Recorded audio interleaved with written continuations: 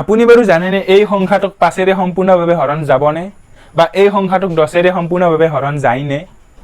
আহক কোনো এটা সংখ্যাক 5 বা 10ৰে সম্পূৰ্ণভাৱে হৰণ যায়নে নাযায় 5 সেকেন্ডত বা 2 সেকেন্ডত কেনেকৈ জানিব পাৰি তাৰ নিয়ম শিকি লওঁ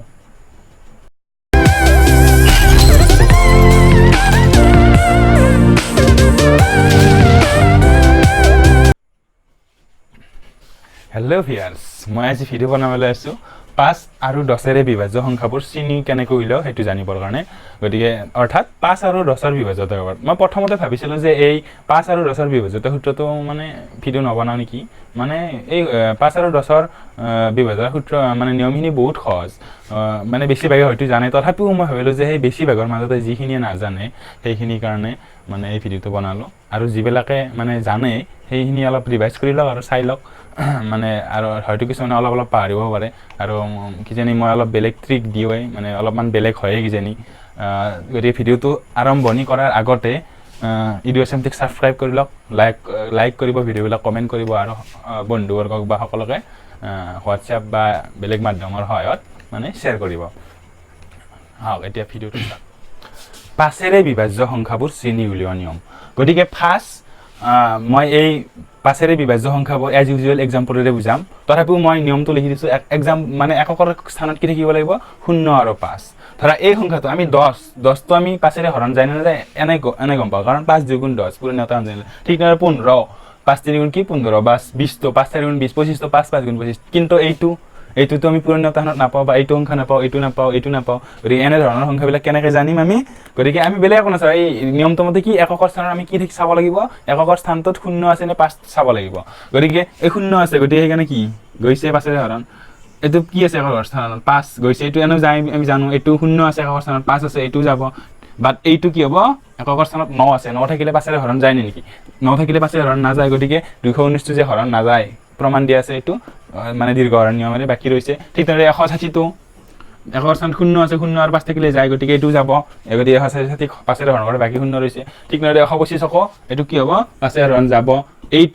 এইটো কি ইমান ডাঙৰ সংখ্যা গতিকে যিমানে ডাঙৰ নহওক কিয় আমি অকল এককৰ স্থানটো চাম এককৰ স্থানত কি আছে 0 আছে 0 থাকিলে 5ৰে হৰণ যাবনে যাব গতিকে এইটো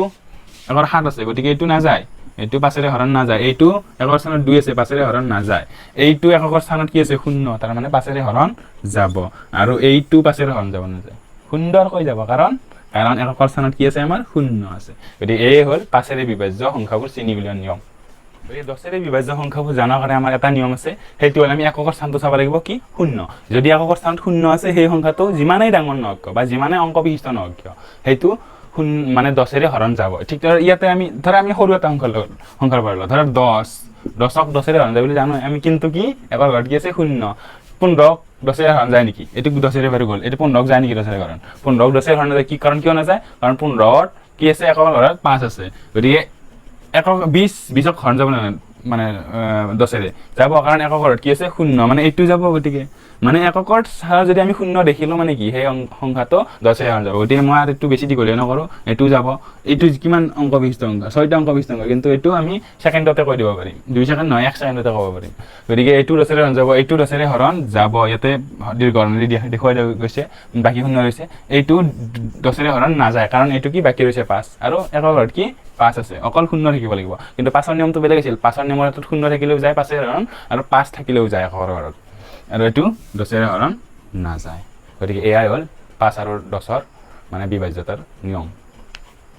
ভিডিওটো শেষ কৰাৰ আগতে মই আপোনালোকক জনাব লৈছো যে আমি নেক্সট ভিডিওটো কৰিম 11 আৰু 13ৰ বিভাজ্যতাৰ ওপৰত গতিকে যি সকলে 11 আৰু 13ৰ বিভাজ্যতাৰ নিয়মখিনি বা 11 আৰু 13ক কোন 13ৰে কোনটো সংখ্যা হৰণ যায় বা কোনটো সংখ্যা নাযায় সেইবিলাক জানি উলিওৱাৰ পতককৈ বা একদম স্মাৰ্ট মেথডত জানি উলিওৱাৰ ট্ৰিকবিলাক শিকা নাছিল সেই সকলে গতিকে মোৰ নেক্সট ভিডিওত এই সকলোবোৰ গম পাব গতিকে আৰু ভিডিওটো শেষ কৰাৰ আগতে মই আপোনালোকক অনুৰোধ জনাও যে মোৰ ভিডিওবিলাক শ্বেয়াৰ কৰিব লাইক কৰিব কমেন্ট কৰিব আৰু এই ইডিওএছএমটি নামৰ চেনেলটোক অসমৰ চেনেলটোক সাপোৰ্ট কৰিব সাবস্ক্ৰাইব কৰিব ধন্যবাদ